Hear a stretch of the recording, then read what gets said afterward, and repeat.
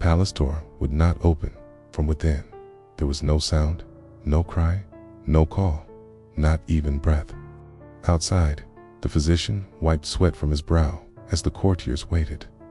Behind that door, in the silk-draped silence, Marie-Thérèse bled into history, not with screams, not with dignity, but with the quiet horror that only royalty knows when you are dying. And no one dares interrupt protocol to save you. They had called her the survivor queen, the one who escaped the guillotine, who endured the Bastille, who wore her mother's ghost like a veil. She had survived everything except the silence.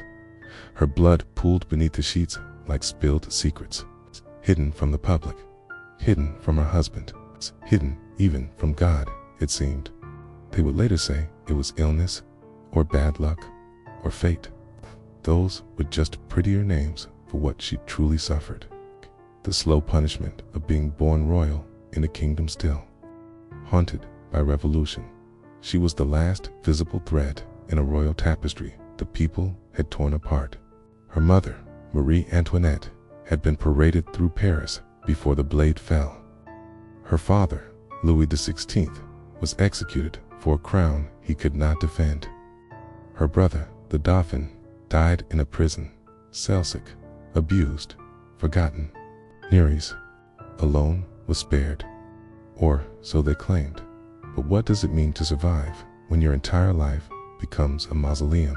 She married a man she did not love, or a title that burned her skin, carried a lineage like a wound that would not close. And when her body betrayed her, when her womb turned against her, when the bleeding would not stop, they did nothing, because to acknowledge her pain was to reopen the wound of monarchy itself. She was the daughter of the guillotine, the breathing proof that crowns do not shield you from fate, that blood remembers even when history forgets. They needed her to be strong, so they denied her weakness. They needed her to produce heirs. They denied her agony. They needed her to smile, so they locked the door when she began to scream. There were no midwives, no weeping maids, no poetic last words.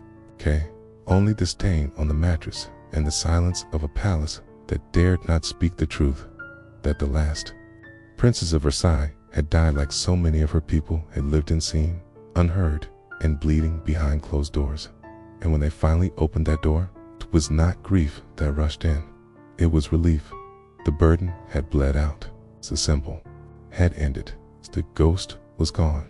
But before her blood soaked the royal sheets, before her name was whispered into silence, before the cradle remained forever empty, there was a girl and a prison, and a promise that royalty could still survive, even in chains.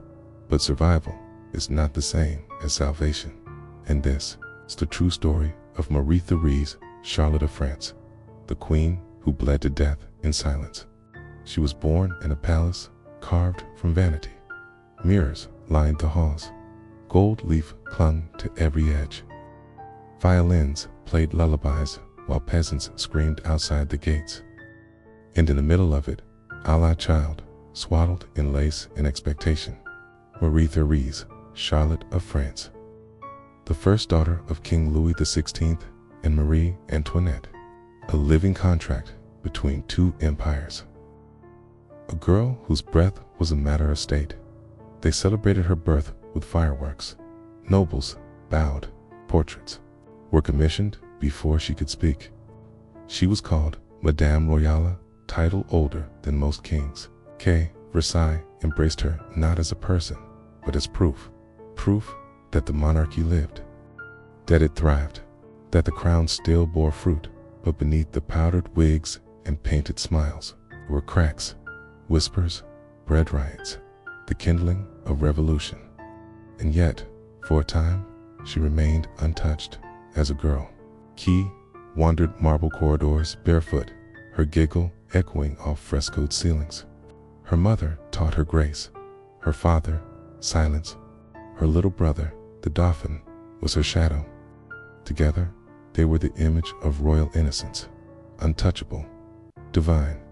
She watched operas before she could read, fed swans from porcelain dishes, sat beside her mother at court, learning to curtsy before she knew how to run. To the world, she was the crown reborn, but royalty is not a blessing. It is a script, and hers had already been written in blood. The court demanded perfection. Her body was trained to move like a painting. Her voice, a melody of submission. She was not taught to live, but to represent, and, above all, to endure. Because the world outside the gates of Versailles was changing. The streets no longer bowed. They boiled. And though the chandeliers still glowed overhead, the floor beneath her feet had already begun to crack. Marie-Thérèse was not yet 10 when she saw the first angry mob, not yet 12 when she heard the windows break, and not yet 13 when she was taken from her palace, from her brother, from her name. But in those early years, before the world turned on its axis, she was radiant, the last true princess of France, the girl who smiled beside her mother's throne, unaware that both the crown and the womb that birthed her were already marked for ruin. It began with thunder, not in the sky but in the streets. The palace gates groaned as they shattered. Versailles fell not with fire, but with footsteps. The people came not as subjects, but as judges, and in their eyes, Marie-Thérèse saw something she had never seen before. Contempt for her mother, for her father, for the silk on her sleeves and the perfume in her hair. She had been raised a symbol, and now that symbol was to be burned. They dragged the royal family from gold to stone, from bedchambers to prison cells, from the house of God to the house of death. The walls of the temple prison did not echo with music, They echoed with coughs, with rats, with silence that pressed like a vice. Versailles was a memory, and now the young girl sat in a cell, waiting for the sun to rise on someone else's justice. Her brother, once a prince, now coughed blood in the corner. Her mother combed her hair with fingers that trembled not from age, but from grief. And her father prayed. One by one, the crown fell apart. Louis XVI was taken first. They called a trial, but the outcome had already been decided. Marie-Thérèse watched the cart carry him away through a narrow slit in the wall. She did not cry when the blade fell. She could not. Her tears had already dried in fear. Next came her mother. Marie Antoinette, once the goddess of Versailles, was paraded like a criminal through streets that had once thrown roses. The woman who had taught her grace, who had once whispered lullabies in German, now walked barefoot to the guillotine. Her final words, if any, never reached her daughter's ears. Only the silence did. A silence so thick it seemed to bury everything. Then they came for her brother. They called it protection, then re-education, then illness. But Marie-Thérèse knew better. They locked him away, alone. No mother, no sister, no heir, And months later, they told her he had died. Quietly, a royal death without witnesses. A child murdered, not for his crimes, but for his blood. And she was left alone, 16 years old. Daughter of the most hated queen, sister to a dead boy, the last Bourbon in captivity. Fearing the revolution had broken every pillar of her life, but had not killed her. Not yet. The people debated what to do with her. Marry her off, execute her, use her as a pawn. But no decision came. Only more days, more silence, more ghosts. And it was in that silence that something inside her began to harden. Not hatred, not vengeance, but resolve. It's a terrible, quiet resolve. The girl who had once danced in Versailles would never return. In her place stood a woman forged not in royalty, but in grief. Her eyes no longer searched for beauty. They searched for exits, and the question burned in her like fever. If you survive the death of a dynasty, what are you? Are you a remnant, a witness, or something worse? When they finally let her go, she didn't smile, 'cause she wasn't free, but because she no longer believed in freedom. Marie-Thérèse stepped out of the prison with skin pale as wax and eyes that looked nowhere. The girl who had entered in silk emerged in widow's black. The crowd that once roared for her family's blood now watched her pass in awkward quiet, unsure if she was a threat, a symbol, or a ghost. She was sent away not to exile, but to survival, an arranged marriage, a cousin, a title across the border in Austria. Her captors didn't care where she went, as long as she went silently, and she did. But silence followed her. It clung to her like a veil. In court, she spoke rarely. In portraits, she looked away. Her body survived, but her voice never returned. At night, servants swore they heard her whispering in a language no one understood, half French, half German, half Greek. She had become a relic of a dead monarchy, a breathing reminder of a world the revolution tried to erase. Wherever she went, people bowed not out of reverence, but superstition. As if to touch her would summon the guillotine.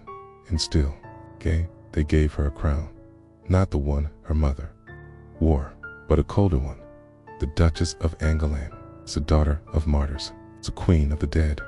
She tried to live a quiet life, but history has long fingers. When Napoleon fell and the Bourbons clawed their way back onto France's throne, they brought her with them. They needed her name, her blood, her sorrow. She became a queen consort, not out of love, but necessity. The marriage was brittle, the court suspicious, tanned a people. The people had not forgotten the sins of Versailles. They stared at her stomach like it was a battlefield. Could she produce an heir? Could she resurrect the line? Could she undo the blood that had soaked Paris? But the body remembers every scream from the temple, every clatter of a falling blade, every cough from her brother's mouth. And her body refused to forget. She became pregnant, once, maybe twice, but the children never came. Or if they did, they didn't stay. The silence returned. This time, inside her womb, whispers followed her. Of infertility, of curses, of divine punishment. She is the daughter of Antoinette, they said. God has closed her womb like a tomb. But Marie-Thérèse said nothing. Not in court, not in court, not in church, not in bed. She bore it like she bore everything else, sent silence, and that silence spread through her marriage, through the palace, through the memory of a nation that wanted a fairy tale but had gotten a ghost. And yet, she remained not loved, not powerful, but present, a walking scar. A question no one wanted to answer. What happens to a crown when it cannot bear fruit? They said she walked like her mother in the end, stiff, cautious, as if every step were a negotiation with death. But unlike Marie Antoinette, whose body was paraded in humiliation, Marie-Thérèse's suffering came in whispers behind bedroom doors, through rustling curtains, beneath layers of silk no longer worn for beauty, but for hiding blood. It began as silence, as it always does. A cramp mistaken for stress. A dizziness brushed off with faint smiles. But the body has a memory that cannot be rewritten by politics or titles. In hers, remembered pain. Remembered starvation in the temple. Remembered watching her mother vanish behind guards. Remembered the slow, gasping death of her little brother, his ribs like broken birdcage bars. And now, she was remembering again. She became pregnant, they say. No official records, only faint notes from attendants. Hurried letters burned before they reached Paris. But the truth bled through anyway, literally. One night, the bed sheets turned red. Not from birth, from failure, from the betrayal of a body that had been raised to serve the crown, but not to carry life. The physicians came with leeches and prayers. The priests came with candles and guilt. The courtiers came with questions no one dared say aloud. Will she give us an heir? Can she bear anything but ghosts? But the bleeding didn't stop. For days, it dripped like a clock, winding, down slow, steady, cruel. Every hour, a reminder that royalty does not exempt one from flesh. Its queens, too, rot. She could not walk by the end. Her legs refused. Her skin turned waxen. Her voice cracked like old parchment. Yet still, no one dared call it death. They called it exhaustion. They called it melancholy. They called it the cost of loyalty to God and King. But her body had already declared the truth. She was dying, not from poison, not from assassination, but from within. The blood pooled quietly beneath her bed. No trumpets, no morning parade, no revolutionaries at the gate, just silence and a slow, private undoing. She didn't scream, just like her mother. She didn't curse the heavens, just like her father. She didn't ask for help, because help had never come before. And so, the last daughter of Versailles, the last beating heart of a fallen empire, lay still and bled and bled and bled until there was nothing left to bury but myth. No bells rang, no drums sounded, no court crier wept. When Marie-Thérèse died, the world barely noticed. There was no guillotine this time, no mob, no spectacle, just a bed, a closed door, and a woman already more ghost than royal, they say. She died at dawn, when even the sky was too tired to grieve. Her hands were folded, not in prayer, but in resignation. Her lips parted slightly, as if she had been about to speak, but thought better of it. And her eyes, they never closed fully. One lid hung half shut, revealing the shimmer of an iris drained of life. Yet, still watching, there were witnesses, but none who truly saw her. A nurse, too frightened to speak above a whisper. A priest, reciting last rites over a body that had outlived its kingdom. A servant, wiping blood from the sheets before it stained the floor. No husband, no children, no heir, no dynasty, just the weight of history collapsing in a room that smelled of iron and lavender. She had asked for one thing before the end.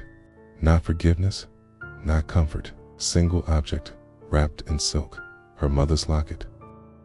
Inside, a lock of Marie Antoinette's hair, yellowed by time, and a tiny, almost childlike sketch of the queen smiling, unreal. They found it clenched in her fist. Not even rigor mortis could force her to let it go. She didn't speak final words. No poetry, no blessing, no curse. But the room was filled with memory, with every scream she had swallowed, every insult she had endured, every funeral she had walked behind, every dress she wore like a shroud, and every night she had survived. When the revolution demanded she disappear, this was not a royal death. It was a quiet erasure. No monument, no celebration, only a fading name in the shadow of guillotines and crowns. Marie-Thérèse, daughter of France, queen of no throne, mother of no child, martyr of no war. She bled. Then she vanished, and in her silence, France buried the last living witness to its bloodiest lie. They buried her quietly. No procession, no cannon fire, no golden hearse pulled by white horses. Just a coffin lowered into Vienna's Capuchin crypt among emperors, archdukes, and children who had never seen a guillotine. The daughter of the most hated queen in French history was laid to rest, not in Versailles, but in exile, as if France itself had rejected her one final time. She was placed beside people who had never known her pain-distant cousins, royal relics. Men remembered more for their titles than their torment. Her grave was marked with dignity, but not with love. There were no mourners screaming in the streets, no flowers thrown from balconies, only the silent footsteps of monks and the metallic thud of the tomb sealing her fate. But in Paris, something strange happened. There was no official statement, no tribute from the French government, but whispers began. They whispered in salons, in church pews, in the corridors of Versailles, now turned into museums. Whispers that the last living remnant of the old regime had died without justice, without children, without revenge. Some said she had been too quiet, too obedient, that she should have fought harder. Others claimed she had been broken, long before her death, that her silence was the echo of a girl who watched a country hang her mother and called it freedom. The monarchy did not rise again. The republic remained, but in secret, monarchists held vigils. They lit candles in front of faded portraits of Louis XVI. They placed lilies beneath paintings of Marie Antoinette, and beside them, they placed something else, a single ivory rose for the one who outlived them. Olin said nothing. Years passed. Her name faded from textbooks. Her portrait collected dust, her story flattened into a footnote. But sometimes, late at night, tourists visiting the crypt in Vienna say they feel a cold breeze pass over her grave. A hush, a pressure, like someone holding their breath beneath the marble. Perhaps it's just imagination, or perhaps a soul does not rest when it dies in silence. Perhaps it waits so someone listens. History did not sing for her. It barely whispered. She was not the phoenix rising from blood, not the rebel queen, not the martyr. She was what survived after the fire, the ash that settled, the breath that stayed quiet, the wound that did not scream. And in that silence, she became something far more tragic, an inheritance of sorrow wrapped in silk and lineage.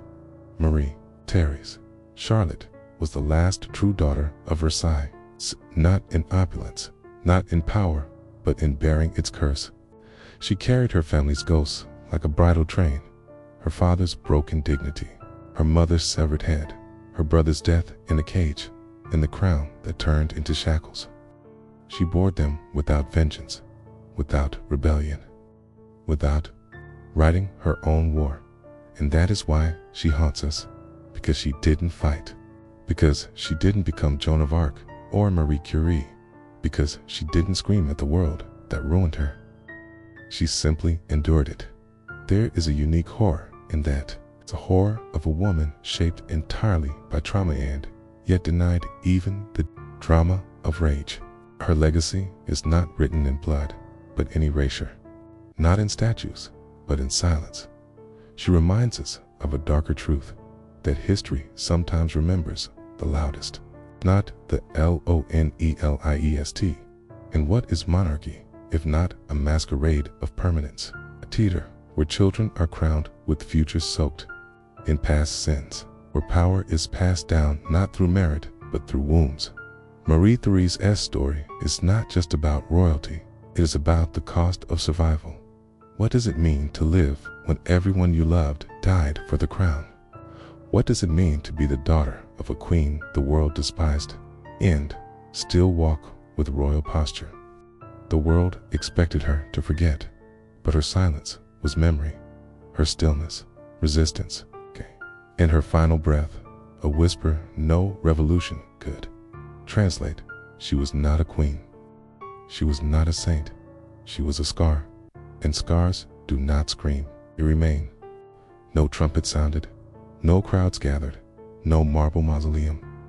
The daughter of Marie Antoinette, last visible wound of Versailles, was laid to rest with the gentleness of erasure. She died not as royalty, but as a memory inconvenient to remember. Her body bled out slowly from years of quiet, not battle. Her womb, the final failed vessel of Bourbon hope, sealed her fate. France did not mourn her. It had long since moved on, draped in Republican flags and Napoleonic legends, pretending that monarchy was just a fever dream. Her death was not a tragedy, it was a solution. The last ember of a dynasty extinguished without spectacle. Even in burial, she was denied dignity. No grand procession, no legacy carved in stone. Her grave was modest, as if history hoped she'd be forgotten before the earth fully settled. The woman who carried the soul of 2 executed monarchs was tucked into soil like an afterthought, and perhaps it was necessary. Perhaps her silence had become too loud, a living reminder that revolution does not only decapitate kings, it bleeds their daughters into ghosthood. Documents vanished, stories softened, biographers turned pages too quickly. A woman once called Madame Royale became that bourbon. Cousin, a flicker, a shadow, a question mark in textbooks. Why? 'Cause her story was inconvenient. She was not a symbol of power regained. She was not a heroine. She was the price, and empires do not like to count the cost when they are rebuilding. Her disappearance was no accident. It was a ritual. They buried her not just beneath stone, but beneath silence, because her existence posed a question no republic wanted to answer. What do you owe the children of those you executed? The answer, it seems, was nothing. Not memory, not justice, not even grief. And so France left her behind, not as an act of cruelty, but as policy. Her womb was her inheritance, and her curse. In the eyes of the court of Europe, of history, Marie-Thérèse was not just a woman. She was a vessel, a womb wrapped in mourning silk. Her worth weighed not in power, not in virtue, not in survival, but in what she could produce, an heir, a continuation, a boy perhaps, to undo the revolution by blood alone.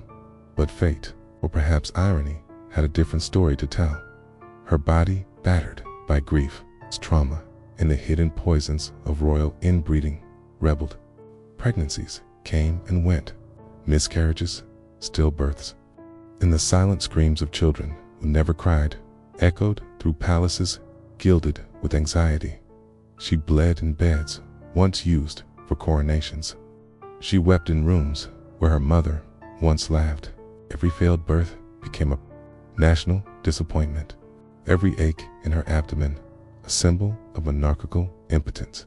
Doctors prescribed mercury and leeches. Priests whispered prayers. Courtiers offered condolences disguised as gossip. But no child came. And when one finally did die before being named, there was no heir. No miracle. Only the slow realization that the last Bourbon daughter was not a beginning, but an ending. In France, they called her barren. In Austria, they called her broken. In truth, she was simply human. But royalty does not forgive humanity. It only rewards function. And her body had failed to function as they desired. She lived, but her lineage did not. The monarchy had survived the guillotine, but not the womb. And in that, there was a strange justice. Not the kind forged by swords or ballots, but by biology, a soft, blood-soaked verdict whispered beneath the sheets of royal beds. What use is a queen, they muttered, who cannot create a king? What they never asked was what such pain does to a soul. They never asked how many nights she lay awake, hand on her stomach, praying not for France, but for the silence to end. But it never did.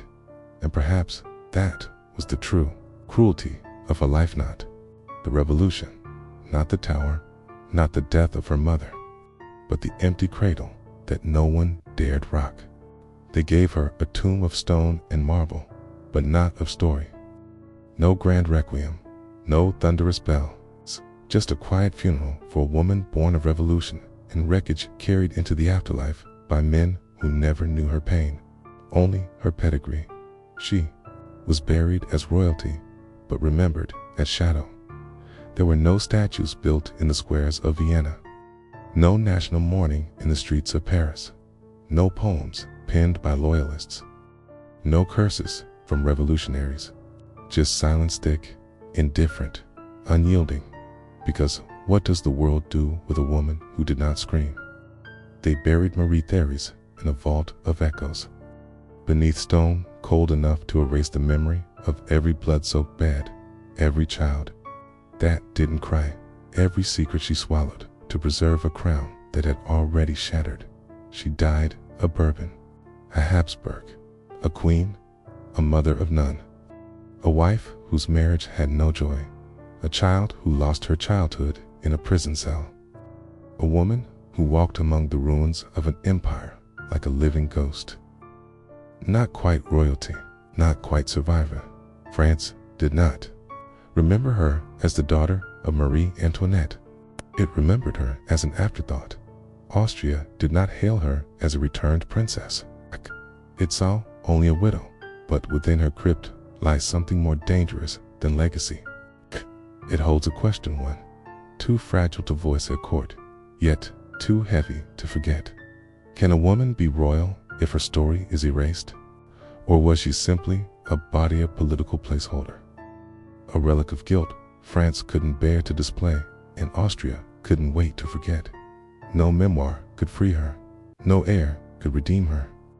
No prayer could rewrite what had already been burned into the walls of the temple prison.